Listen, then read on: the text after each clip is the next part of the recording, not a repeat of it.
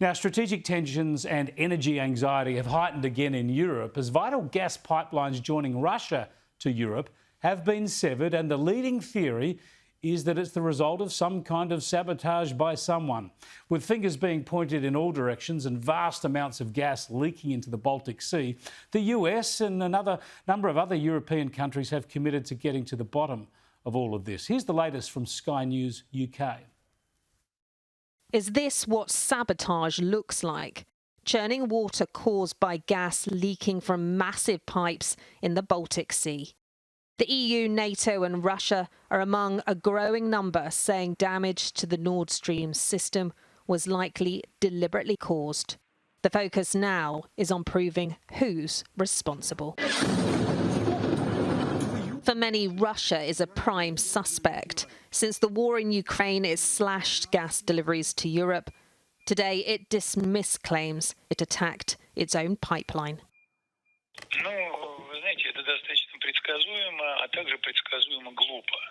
Truth be told, we may never prove who's behind this, but the damage has been done. Doubt and suspicion are spreading. Fascinating stuff. Let's bring in Keith Suter, of course, the Managing Director of the Global Directions think tank. Good to talk to you again, Keith. Tell me, what is the logic behind Russia doing this? This pipeline is so crucial. We've been talking about it for months, if not years. Through the pipeline, Russia has a source to almost unlimited earnings from Europe by selling gas if it chooses to, but also its main point of leverage with Europe over energy. So why would it blow up its own key strategic link?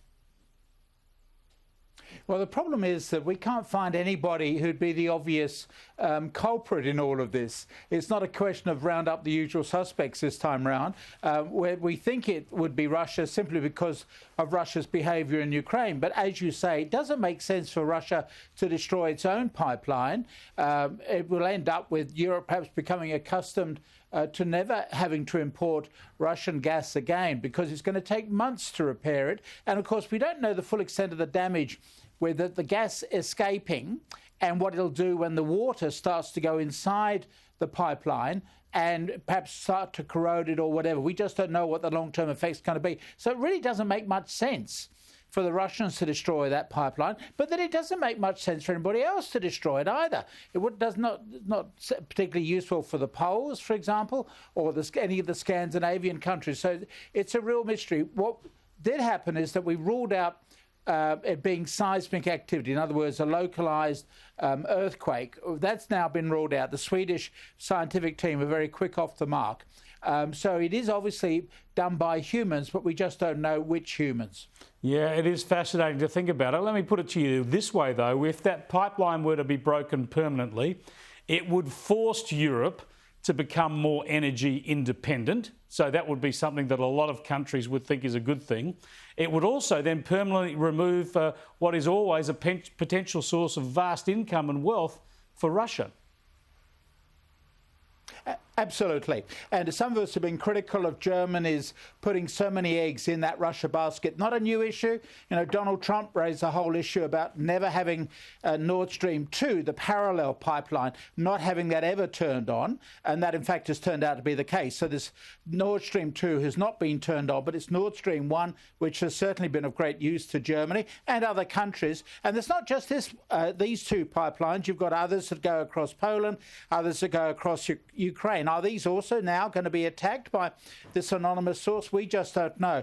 But certainly it'll force the Europeans to stop their reliance upon Russia, because as a number of us have been very sceptical of having so many eggs in the Russian basket. But this is the promise of globalization, remember?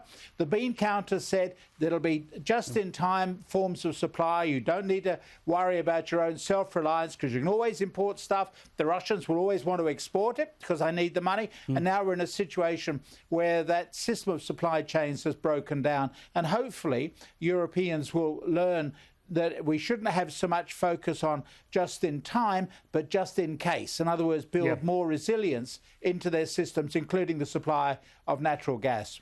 What about just in the here and now, the diplomatic tensions, of course, over the Ukraine war and over the sanctions? Talk now of a United Nations Security Council investigation into all of this. Just to what degree has this elevated the tensions in the region?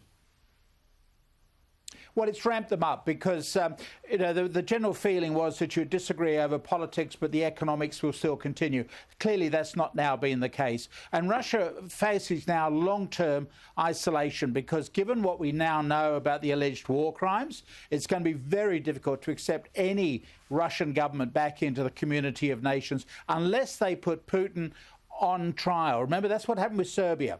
There are these alleged war crimes for the Serbians, and the European Union said, if you want to talk to us, then you've got to supply your war criminals, alleged war criminals, to The Hague. Now, that's what needs to be done, that if Putin is either going to be removed by his own colleagues, perhaps killed, the only worry with that, but let me just say, is that we assume that Putin is now under pressure from both ends of the spectrum. Yes, he's got people who are opposed to the war going on, particularly those young men who are fleeing down to Georgia because they don't want to be conscripted. But he's also now got his own hardline ultra-nationalists who are accusing him of being too soft on Ukraine, and they want to see more force used. So he's in a very difficult situation indeed. When he invaded on February 24, he bit off more than he could chew.